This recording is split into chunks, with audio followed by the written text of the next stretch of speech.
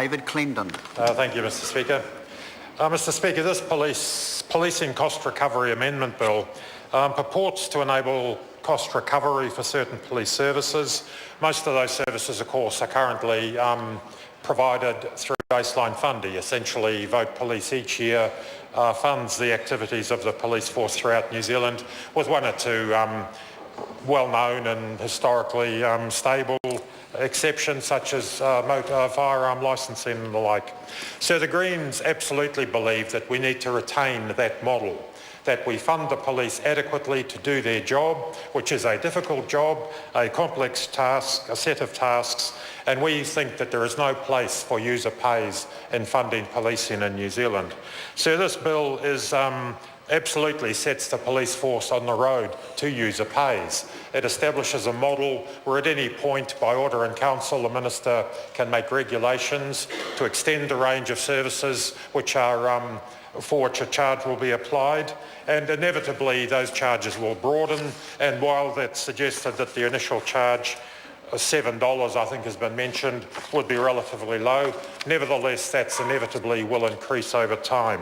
And in any case, we think that is too much to impose on organisations, particularly those who are charged with the care of children, schools, early childhood centres. They will have, this sort of charge will have an impact on those organisations. And while we are told that there will be opportunities for exemptions for those organisations to apply to be excused the charge, that in itself imposes charges on small community-based organisations. So we see no place for user pays by stealth, because that's what we believe this bill is. It is, as the phrase was already used by my Labor colleague, it's thin end of the wedge stuff. It's very much the first little step in the way towards charging people for policing services, and we want no part of that. The point has been made that the police have suffered budget cuts to the extent that their budgets have either been stable or slightly diminished over years. Their costs have gone up, and the police have responded very well. They've responded positively, heroically to the cuts in their budgets. They have found efficiencies. They've invested in new technologies. They've invested in new tactics, a very good strategy to reduce their costs, to get maximum productivity out of their officers, out of their force and out of their equipment.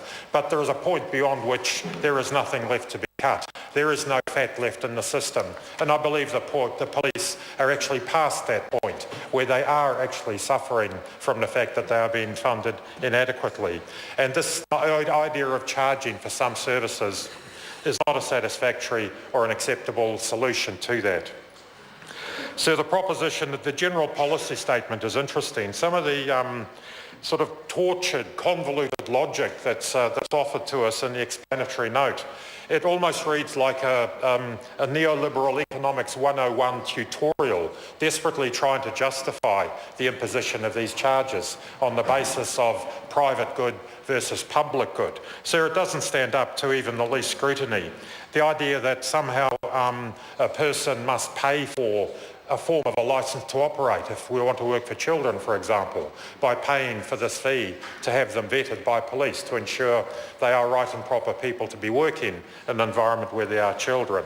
So the proposition, we're told, is that moves the cost away from general taxation to specific users or beneficiaries. So I would argue that we are all beneficiaries when we ensure that our children are not exposed to people who may behave inappropriately, who may not be safe with those children. To suggest that the private good overrides the public in that is simply not a sustainable argument. We are told there will be efficiency in consumption. That is demand that is not, and I'm quoting now from the explanatory note, demand that is not strictly necessary but which occurs due to a zero nominal price should be eliminated. The proposition embedded in that is that people are going along to get individuals vetted just for a bit of fun, just because they can, and it doesn't cost anything. So that's nonsense. People don't go and get police vetting of individuals lightly. It will be. Sorry to interrupt the honourable member. The time has come for me to leave the chair. This debate is interrupted. I shall resume the chair at 7:30.